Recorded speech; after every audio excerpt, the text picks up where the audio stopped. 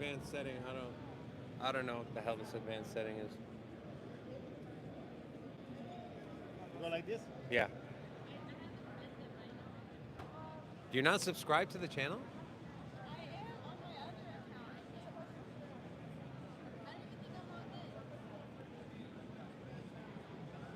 And that's messed up.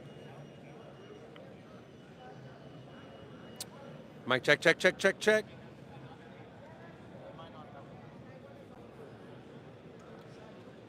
Microphone. What's up, bro? Hola, everyone. Let me know if you can hear me. Let me know if you guys can hear me. Let me know if the audio is coming through fine, because we live, baby. Oh, spicy papi. Let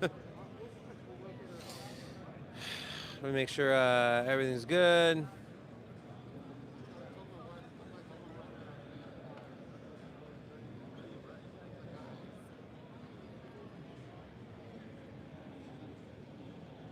Oh, we got a doggy here.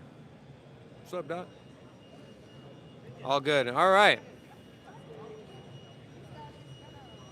Oh, Batman's here. Rocco, Batman's here. We can see Batman. Batman, what's up, man? Hey, Batman, you want to come say hi? We live, baby. Show him Batman. As literally Batman just walked by, so. Hey, everyone. We are live at NFTxLV Day 3, which is also the last day. And so a lot of people have started trickling out. Charles is still here, believe it or not. He was just over at the... so there is a booth here that is... We talked about this on Friday. It's Emergo, Lace, Cardano Foundation, IOG, and Intersect. So he was there. They were given a presentation. So... Oh, did it work? No? Yeah, look, it looks messed up. Yeah, you got to turn it back. It looks messed up on the... Yeah. Sorry, guys. We're trying to fix the orientation here, but we're just going to keep it vertical for now. There we go. All right. So, yeah. Hello, everyone. This is another impromptu live show we're doing at NFTxLV. So, we're just sitting here, and Rocco said, let's go live. I was like, all right, let's go live. So I want to know, how you guys doing today? How's your Sunday been? Let us know. Anything exciting going on? You have any questions? I don't have anything planned, no content planned, no videos to show, no articles to talk about. I do have CoinMarketCap pulled up. We can talk about that. But this is kind of a little stream for you guys. If you want to see something or if you want to ask a question, whatever, just go ahead and throw it in the chat, guys. So I did meet Charles yesterday. And so Adam, who is one of the founders of NFTxLV, he personally introduced me, and so talked for a few minutes. Talked with him, talked with his, I don't want to say handler, but person that runs all his, oh, there's a dog here. Person that runs all his scheduling and everything. So got his personal contact info. And so Charles said, let's make sure we get on the show. So we will bring him on the show very soon. So I think that's better anyways than doing an impromptu 5-10 minute, guest appearance on a live show. Able to really get some really good questions in there and all that fun stuff. So we're going to be working to book him on the show, so we're excited for that. FrogFi, what the hell is FrogFi? What's the word about NFTs and what to look for? So guys, just yesterday, I bought my first Inmates NFT. And so met the guys here. We had the founder on the show, Hansel, or Martin. This is a few weeks ago. Super cool guy. Then met the rest of the team here. They're pretty awesome, man. That ecosystem is pretty fun. Had a good time. And so I went on to JPEG Store yesterday. Not the business account, but my personal account. And I bought an Inmate and I bought a Cell. And so I'm excited. I'm gonna stake that thing and yeah, check out their website. A lot of cool stuff. So big shout out to those guys. Glad Rob is doing better. He is doing better. I just spoke with him this morning. He's getting better day by day. It's just now that he's pretty much been bedridden for 10 days. He's get his endurance and strength back. So that, I don't know if you guys have ever been in a situation like that, but that comes with time. So, but I would not expect him on the show this upcoming week. But we do have, so Monday, Wednesday, Friday, we're gonna have Forrest joining us, and then Tuesday, Thursday, Lifer will be co-hosting with me. So it should be a lot of fun. And then we might have a special in-studio guest on Monday. Is he gonna? We need to confirm, but yeah. But if that happens, it'll be fun. We're gonna have a lot of fun. And so yeah, just I guess while people are trickling in, and guys, this is again, like I mentioned at the top, I don't really have anything planned to talk about. Just wanted to go live from the convention. So anything you want me to talk about, or anything, any questions you have, anything. We can go take a stroll and maybe. Throw it in the chat. Yeah, we can do another stroll. All right, I'm looking at CoinMarketCap here. We saw a nice rally from Solana. So Solana's sitting at $22.67. That is the biggest gainer in the top 10. Up 6%. You know, if you've been watching our channel, you know we're pretty bullish on Solana. We have talked negatively about them in the past, and I think it was warranted, seeing as they were having outage issues and network issues. And of course, when everything happened with Sam, all the negative press they were getting. For me, that wasn't, I looked at that situation like, okay, does Sam Bankman-Fried frauding investors have anything to do with Solana, the project, the team, what people are building on it? No, it doesn't, right? Just because Sam was a piece of crap doesn't mean Solana, Anatoly, their devs, their ecosystem, doesn't mean they're pieces of crap. And so I never bought into that FUD. Of course, the whole network outage going down, that was troublesome to me. And I did scale back. I was investing in Solana until that second to last big network outage happened. I think it was like 18 hours. I completely stopped investing, and I actually moved some of my funds out of it. It was just too risky for me. But recently, they've been on a tear. No network outages, 100% uptime. Fire Dancer is here. Integration with ChatGPT is here. So Solana's doing some big things, and their NFT sector is still holding up strong. DeFi is on its way. So Solana's a project we're pretty bullish on. The only question and issue I have is, we know anything Sam touched, right? Anything FTX and Alameda touched, they manipulated the hell out of it. Whether it was Bitcoin, Aptos, Solana, FTT token. So we saw Solana get up to about $250, $260. So for me, how much of that was Sam? How much of that was manipulation? And what would it have actually gotten to? You look at a project like ICP, $700 out the gate. We know it would have got 700.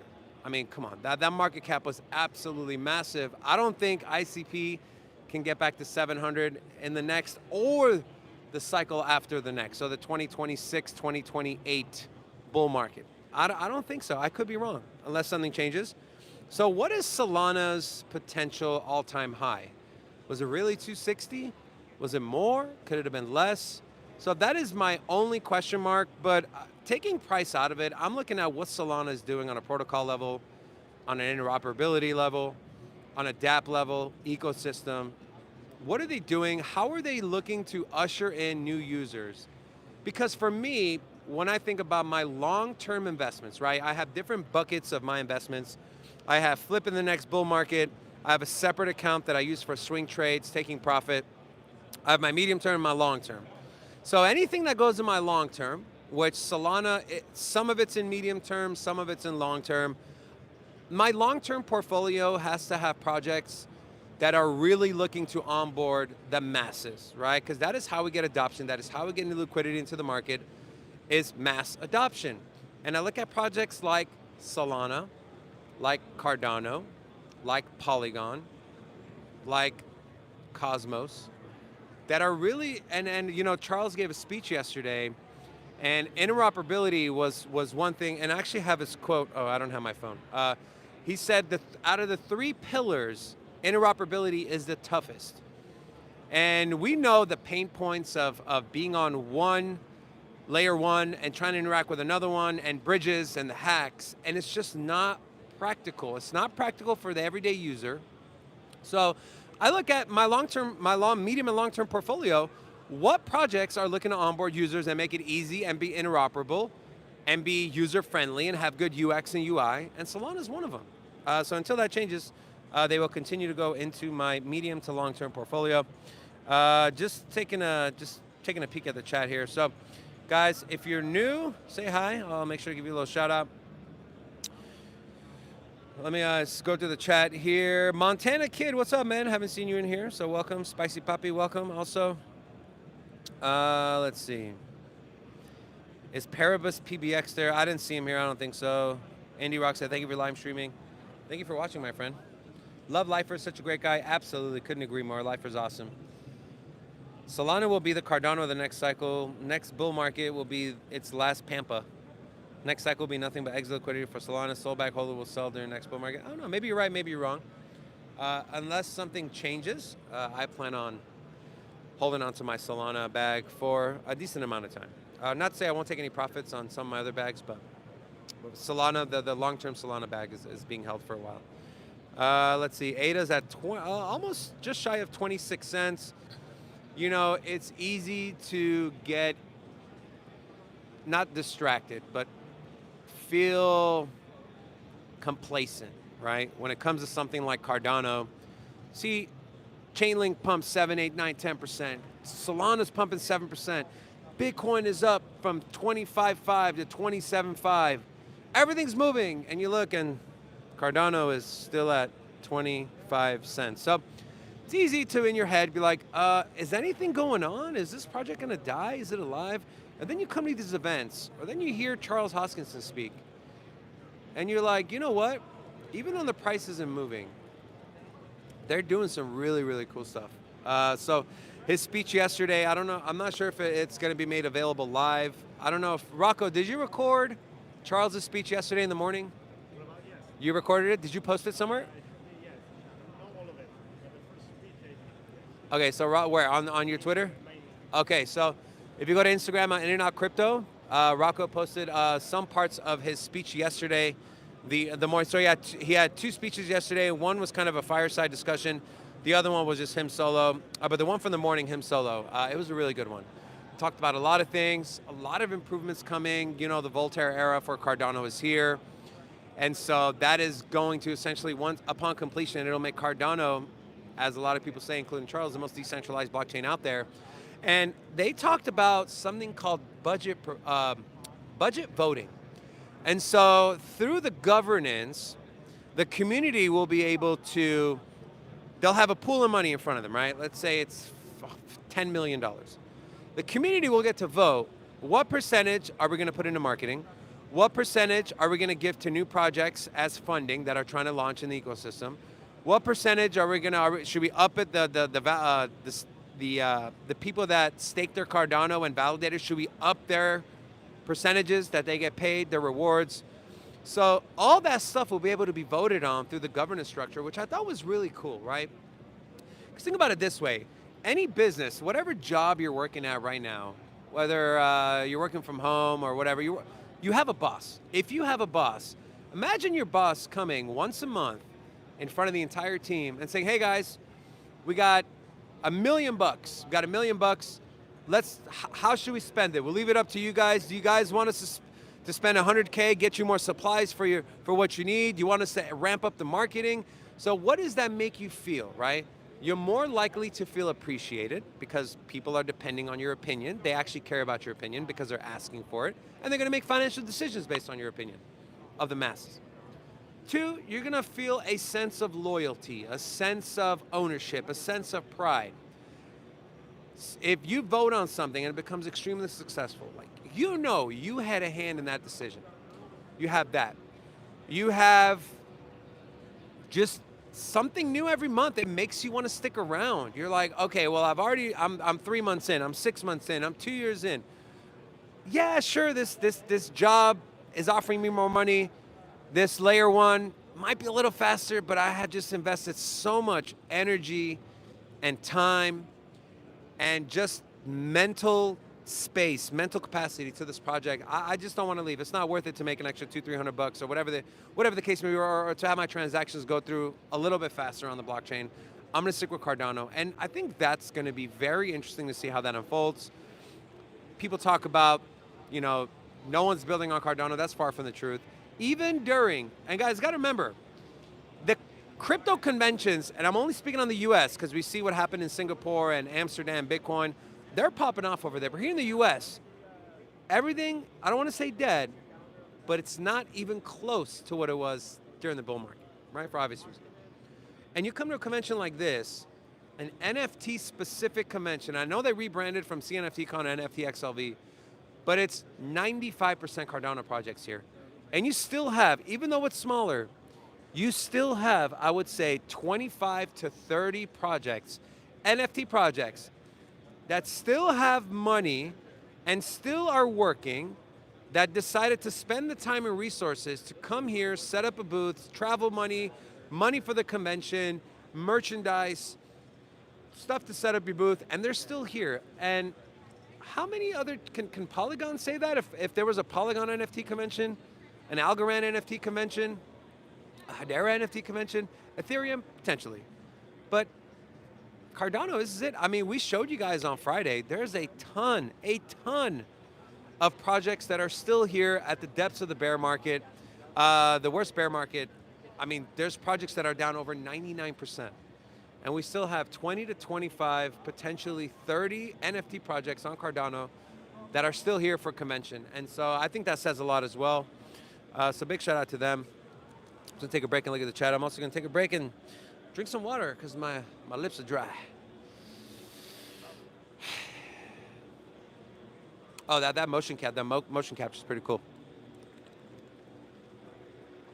All right, let's take a look at the chat.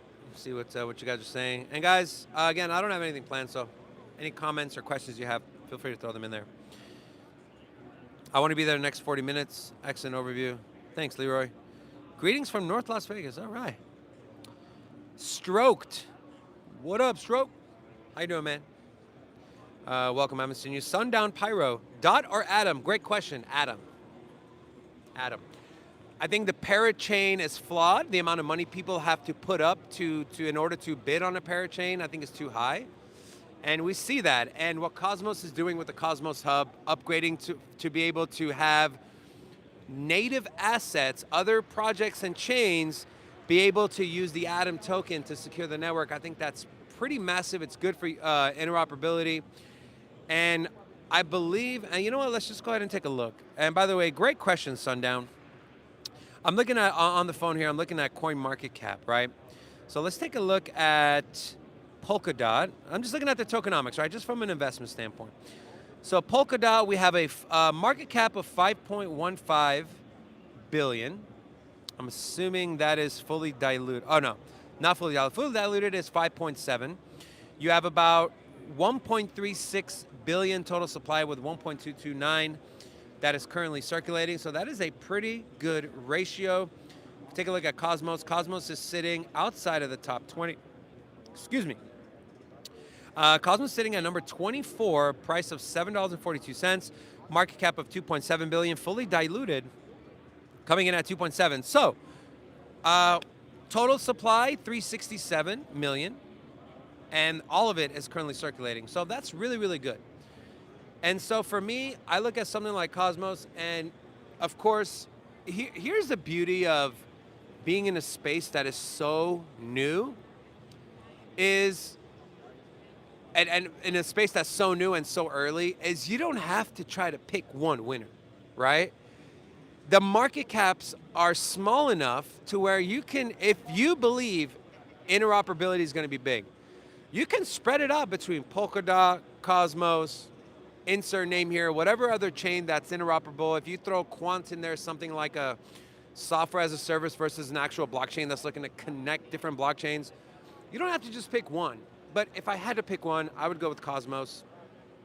I've been a fan of Cosmos for a while. Actually, believe it or not, Cosmos was my first or second crypto I ever bought. So yeah, great question though, my friend. Keep those questions coming. That was good. I like that. Fantastic. And now getting ready to go. Okay. Becky, what's up, Becky? How you doing? Putting in the work. Thank you for doing what you guys do every day. Also, bro, Mike, thank you, man. Thanks for tuning in, brother. We do this for you guys. Obviously, we love doing it as well. This is our passion, but bought more Near. Oh, Near. So Near's an interesting one. So Near's a 20x away from its all-time high at $1. At $1. Is it DAG? I think it runs on DAG. I could be wrong, but I mean, what Near is doing, and we've had David Morrison from the Near Foundation on the show. What they're doing, and so essentially, let me just jog my memory here. So when David came on the show, he spoke to us about, I think it was Java Plus or JavaScript, the one that's the most popular and common. They were integrating that into their programming, their smart contract language.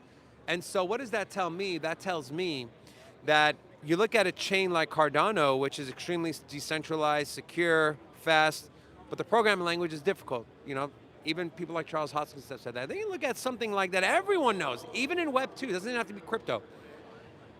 And one of those is JavaScript, Java Plus or JavaScript, whichever one. I'm getting them mixed up. If someone wants to correct me, feel free to do so. But that's pretty massive. So I can bring any developer or anyone who knows how to write code from Web 2 and from traditional finance and from that world, and just bridge them over. They don't have to learn a brand new language or spend time getting confused or frustrated.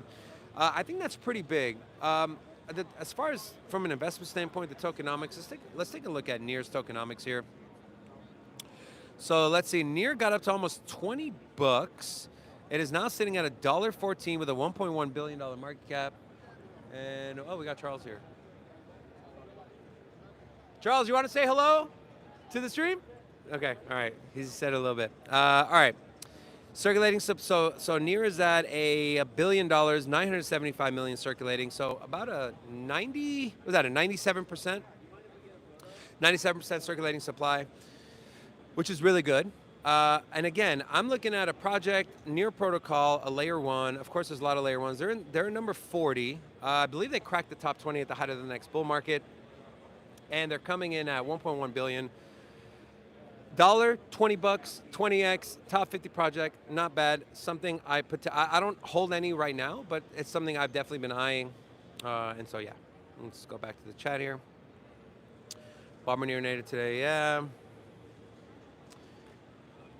Where you at, Redman? Yeah, where you at, Redman? Where you at, bro? Don't be lazy. 15,000 steps yesterday, yeah. Husky, yeah, we met the Husky guys. They're super cool. They actually gave me one of those cool hats where, you push. I wish I brought it with me. As soon as I got home with the hat, my freaking kids took it. Rust language, do you like digital IDs? Yeah. Redman says he loves Near. I want to say hi. Please yelp out my name. Isaac Walters. How you doing? Hola, welcome. All right, guys. Again, if you have questions, comments, concerns, throw them in the chat. Let us know what you think. With election season coming, people need to make sure to vote pro-crypto. Yeah, I agree. All right, let me just scour through CoinMarketCap here. I know I talk about Link all the time, but man, Link. I am so bullish on Link. Like, super duper bullish on Link. What they've done with CCIP, I don't think people understand how massive that is. How massive CCIP is going to be, how massive staking is going to be for price appreciation, how massive everything is going to be. And so it's just something that we're super excited about. But yeah. Oh, let's see. I don't know if you guys saw Charles there, but you guys heard me. Charles walked by. I was like, hey, Charles, you want to come say hi to the people?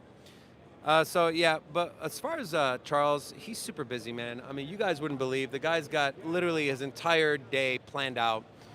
He's got people ushering him everywhere. And so, but again, we definitely look forward to having him back on the show soon. So, or having him on the show soon. We haven't had him on the show yet, but anyways, Link Marnies, I think it's Marines. If you get Charles Hoskinson, go live. I am live, bro. What are you talking about? I'm already live. Gas Montana Kid. Rocco, you want to say anything?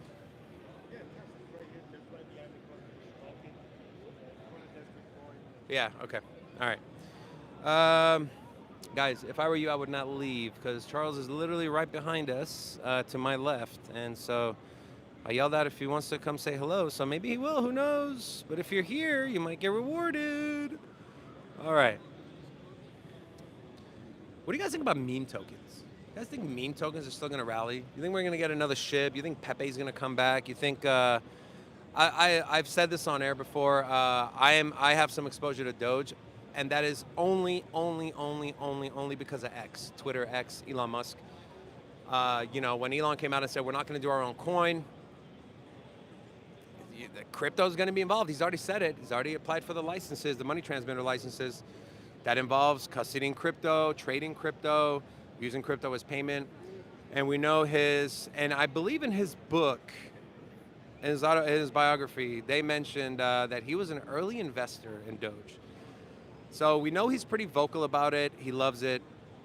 And so yeah, that's the only reason I kept exposure to Doge. But for me, something like meme coins, cool, it's fun, yay. Don't count on it as a long-term investment. Don't count on it as something that is gonna make you a millionaire. It's just like buying a lottery ticket, right? But something like Doge has been around since 2013. It's got longevity. It's got use case now, right? It's got a big community that's built over the years. And with the whole X, Twitter, Elon Musk thing, I think definitely an interesting narrative to keep your eye on. Charles supports Paribus, okay. Larry as the next meme coin. Doge versus SHIB versus Pepe versus Ape. Man. When Ben Armstrong will be in Sin City Crypto? We've texted Ben personally, and I'll just kind of leave it at that. So we don't have any issue with Ben. I don't think he has an issue with us. So, like I said in that Twitter post I put out, we're really focused. We got a mission. We got a vision. There's people we truly care about, and when everything went down, we did reach out to Ben, and so But other than that, we don't have time to get involved in the drama and make videos about it. I'm not knocking anyone for doing that, but that's just not our lane. That's not something we want to do. We have a vision, a goal, and that's really what we're focused on. And if something doesn't add to that or help enhance that or push that forward, then we're just really not going to spend any time on it. It is what it is. Love it, hate it. Sorry. What is this Apple Watch keyboard thing that keeps popping up here? All right. What else we got here? And guys, help me out here. Throw some questions out there. Throw some comments. Something. Give me something. Give me something to talk about. Hedera is good. Man, Filecoin. So I know Filecoin gets the whole issue with Filecoin and the money laundering thing or whatever. I don't think that had anything to do with the network, but it did have something to do with the miners. A little concerning. What concerns me more from an investment standpoint on Filecoin is their tokenomics. It's trash. Absolute garbage. You have a market cap of 1.5 billion with a fully diluted of 6.5. 1.5 to 6.5. That's what is that, a 5x? 4x? 4.5x. That's pretty big, guys. I mean, you look at 453 million tokens in circulation and close to 2 billion total with no info on the max, according to CoinMarketCap. So, yeah, but what they do is extremely important. Cloud storage, storing data and information in a decentralized manner, I think is extremely important. There are some other projects that are doing that I believe from an investment standpoint, it is better. And when I say from an investment standpoint, I'm looking at, when you look at in the traditional world, how do people put value and how do they decide, hey, is this a good public company to invest in? You look at stuff like fundamentals, EBITDA, revenue, what your turnover is, your burn rate is. And so for me, I look at inflation, right? Because token inflation, supply demand. No matter if your demand just shoots up by 200-300%, but your supply is just like continues to suppress that demand, there's only so far you can go unless something just absolutely freaking massive happens. Which, who knows, it can, but there are other projects that are doing what Filecoin's doing. The first one that comes to my mind is Arweave. I do have a little bit of Arweave in my portfolio. I try to stay pretty well diversified, but still, a majority, and when I say majority, over 70% of my portfolio is in Bitcoin. And so, and that's just me, being a macro geek that I am. I don't think the outlook for macro and the economy, not just in the US, but across the globe, is very good. And so for me, Bitcoin is that outlet, is that, that lifeboat for me. So that is why a majority of my money is in BTC. All right, checking in the chat here. It's easy to slip up in crypto. That's what it does to you. Sundown. Yeah, man, that's why we just try to stay focused. You're stupid. Skull emoji. Why did this pop up when I searched for mommy? Okay, cool, man. All y'all have fun wasting your money. Oh, he was being searching. Well, happy searching, my friend. Hope you find what you're looking for. So Leroy said, how are commodities traded and now they are going digital because of Zengate appearing on an NFT show? I'm not sure what you mean by that. API 3 is a good one too. Band, I think, is Barnbridge. I could be wrong, but yeah. All right, Rocco, you got anything to say? I'm running out of things to say here.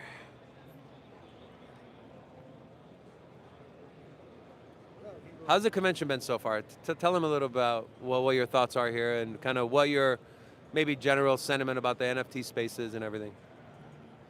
Yes, actually, this is great. I see a lot of work behind the scenes, and I see people working hard, especially now in the bear market, try to build it for the next one, for the bull run, and a lot of interesting projects, especially NFT related, and. The difference from last year is not just Cardano. There are also VeChain. I saw some projects also Polygon based. So it's cool. It's getting better. I think these people that are working hard now, they're going to see the result for sure. That's the big difference I see. Yeah, and then there is a lot of stuff. Really, it's overwhelming for me to understand all of it. You really need to find the project that you like and spend time and learn it. But that's, I guess, what's making the difference here. The inmates are here. There is a lot of stuff there. I saw last year too. They're back, so it means the project is moving forward. So yeah, definitely. That's what I was kind of saying is, people look at price. Oh, Cardano's dead. It's at 25 cents. It hasn't moved. And then you come to something like this, and even though it's much smaller than last year's, you still have a lot of projects that came back, which means like if you got money to come out here, buy a booth, travel, pay employees to be here, you're doing something right. When a bunch of NFTs have rugged, have left, have disintegrated, gone into the abyss, you still have 25 to 30 projects that are still alive, kicking, doing well. And so that to me is a big one. So I guess what I would ask you, Rocco, is, what's your message to people that say Cardano is dead, no one's building on Cardano, it's this, it's that, the price hasn't moved? Do you have a message for those people? Yes, absolutely. If this is your first cycle, I've been there. I know exactly what you're feeling, like everything, oh my God, everything went to zero, is dead, nothing to do. It's not. It's going to come back, it's going to be stronger. You just need to be patient, DCA into whatever project you like. If you believe in Cardano or whatever it is, don't go crazy, all in, just DCA, and will see the result. Yeah, we're still early. I know that everybody said the same thing, yeah. But we're here for a reason. And you will see probably, no, I don't even know if 10 years is enough or 20 years is enough to see blockchain and all these projects integrate in everyday life. I don't know how fast it's going to go. Depending also where you live in. If you're in Europe and Asia, I guess it's different. They're more crypto-friendly over there. But eventually it's going to be part of our life. It's going to be integrated in banks. And if you go watch old video when the first credit card was implemented, you will laugh. Just searching in YouTube, the first time credit card was accepted at Burger King, you'll see a commercial where this guy, say, oh, credit card not accepted. It was crazy. Now credit card is like No, it's yeah. you can't live without. I mean, you don't have a cash in Now- your wallet, pretty Now, much. now when people try to pay with check, they look at you all Yeah, weird. like if you go to the supermarket, it's the lady with a checkbook and still wants to pay. So that's funny. That's exactly how it is. So my suggestion, just keep doing little by little. Keep yourself informed. Look at every possible media resource. It can be the YouTube channel like Sin City Crypto, or just try to also tell yourself. Be unbiased, I would say. Try to keep distance from everything and you're emotional. Yeah, try to see. Okay, and don't discard the project just because somebody says it's not good or it's not. Just don't go crazy. Don't go all in. But if you really believe in something, do your research and then put a little money there, see what happens, and that's it. But big project like Cardano, Ethereum, Bitcoin, they don't go anywhere. These projects are solid. Yeah, and you brought up a lot of good points. You said, who knows, it's going to take 10, 20 years. You look at something, I think eventually people are going to be interacting with a blockchain and have no idea, right? Yeah. You look at any big technology that has just changed the way we do things, we live. It takes time, but it's inevitable. And we believe that crypto is that. Here's the crazy thing. Is crypto is trying to change so many different things. They're trying to change payments, supply chain, ticketing, digital ID. I mean, I don't want to say everything, but pretty damn near everything. And of course it's going to be met with resistance, right? You try to, you go adopt a puppy from the shelter, or you go adopt a puppy that's been, abused. It's going to take a while to retrain the dog and get him to trust you. And so it's the same thing. You're trying to uproot multiple entire systems, right? And the financial one being the big one. And when you have players like JP Morgan Chase, Citibank, that essentially run the economy, right? The money flows through them, so they have and you're trying to get them to upgrade or completely change the way they've been doing business for decades, for sometimes centuries. It's going to be met with resistance, and that's where we're at. But I don't know about you guys, but we're slowly starting to see the defeat, right? Them accepting defeat, understanding that it's something that is going to happen, and they've realized that, and now they're starting to be more receptive and say, okay, fine. You're here, you're going to change the way we do things. How do we make money from it? How do we make sure the money continues to flow through our institutions? And I believe that is still going to have a space in crypto, right? I don't think that the people that are only crypto, decentralized, anything centralized, no. You need centralized entities, but you also need an element of decentralization. They can both coexist, as long as the rules and regulations are not blanketed on both of them simultaneously. As long as they're not both treated equally when it comes to regulation and rules, then it's completely fine. You don't want to custody your own crypto, you want to have a bank do it, cool, here you go. You have this option. But you also have the option, if you don't trust them and do it yourself, cool, here's another decentralized option. That's what it's about. It's about options. You educate people, you give them options, and you let them pick.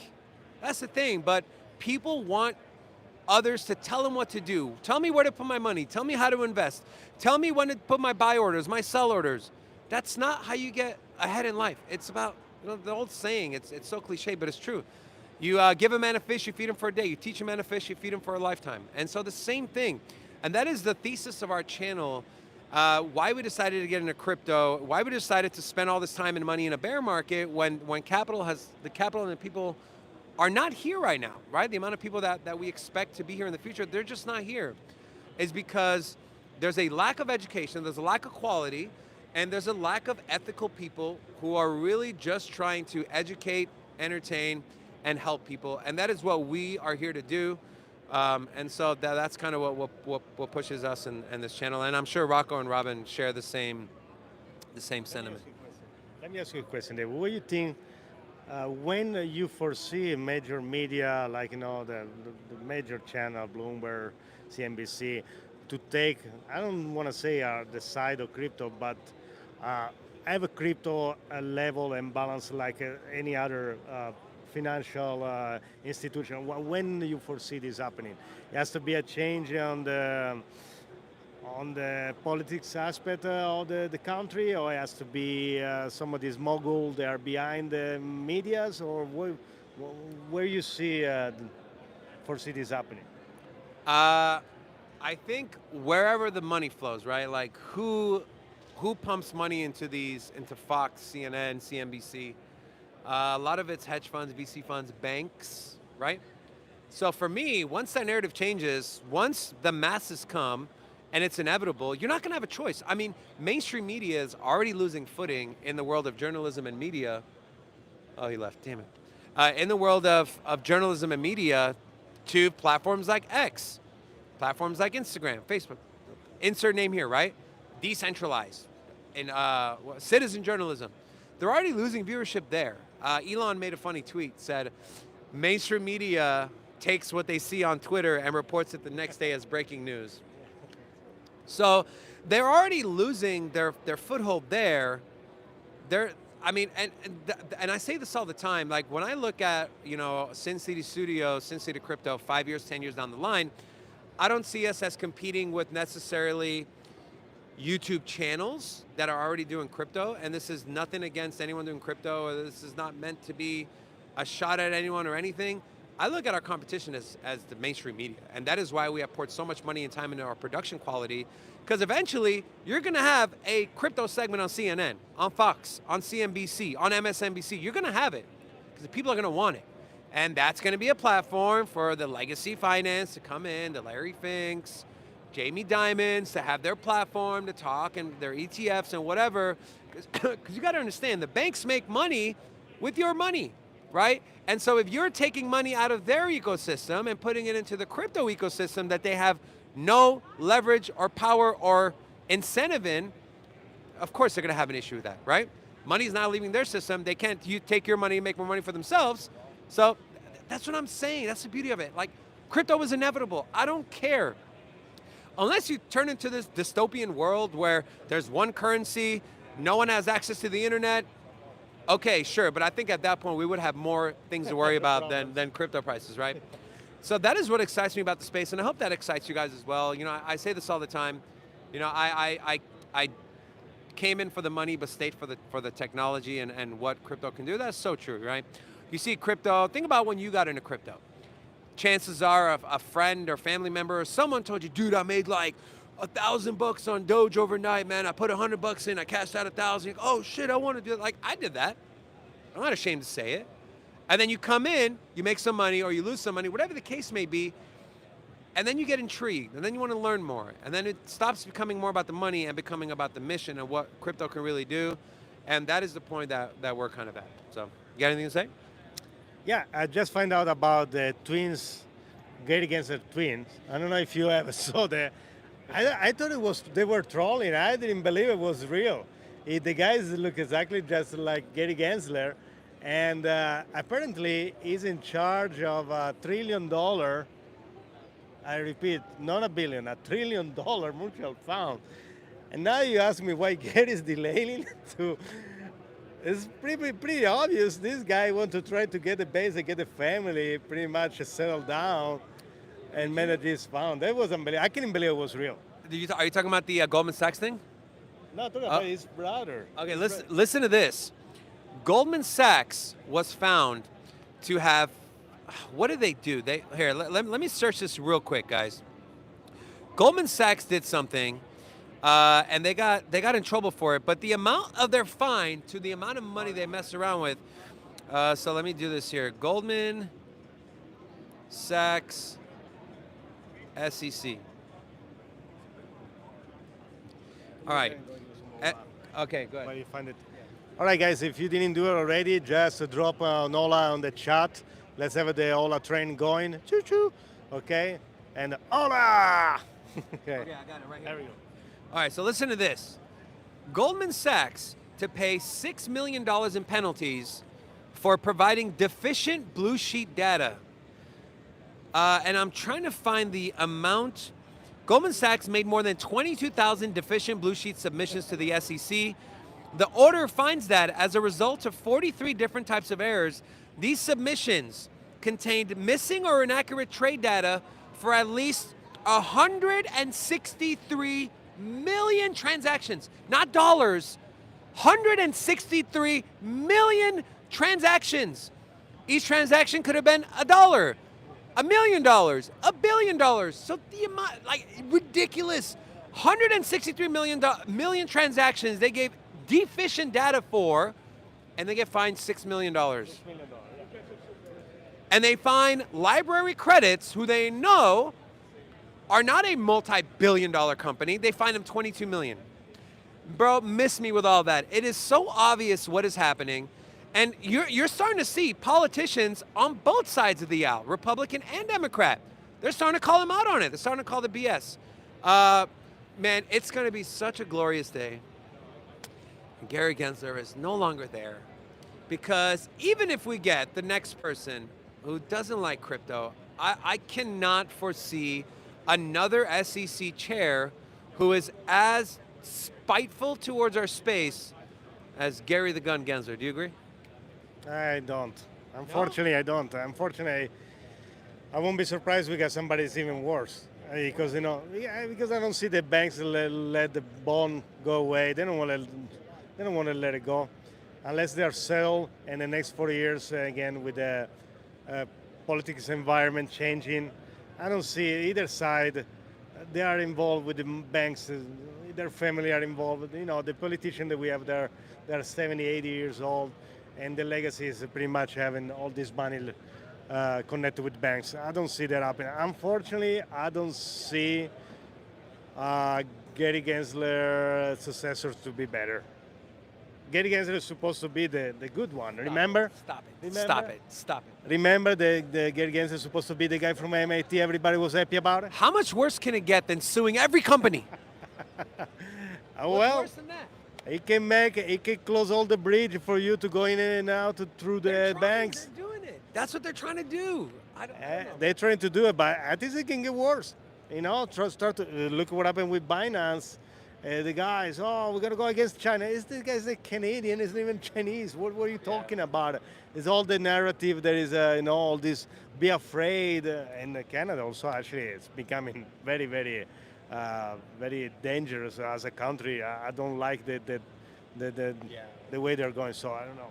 All you got to know is the Prime Minister of Canada said, we're going to invite the grocery store owners in here and ask them why they're charging so much for eggs and milk.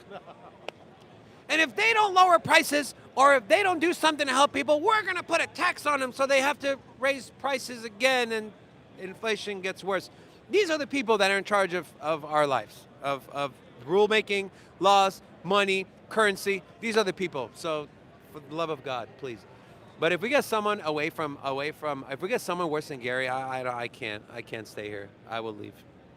All right. Mike Play said, missing data, some exec went down in a plane. Shocker. Just a coincidence, man. Of course it was not related, obviously. And remember but make sure you remember to tell the IRS when you bought the DCA, the $50 in Solana. Don't forget about that, okay? But if you have $6 million, they get somehow, that's okay. If you got $6 million to pay a fine, then you go ahead, screw up your books, do whatever you want, make billions of dollars in illicit funds. That's not a bad ROI, right?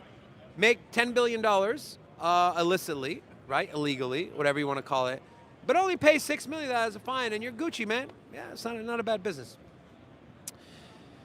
All right, I think we're done. Yeah, let's wrap this thing up. Want to go for a stroll? I mean, we can. It's just the same. Okay. Same as last time, yeah. All right. From Friday. If you guys want to know what's here, watch the stream from Friday. We did a walk around, so everything was on here. And so yeah. With that being said, guys, thank you for tuning in. We love you. We'll be back tomorrow for our regular show. So if it's your first time watching us, come back tomorrow, 2 p.m. Eastern Time, 11 a.m. Pacific Standard Time. We'll have Forrest joining us, and also potentially a special in-studio guest.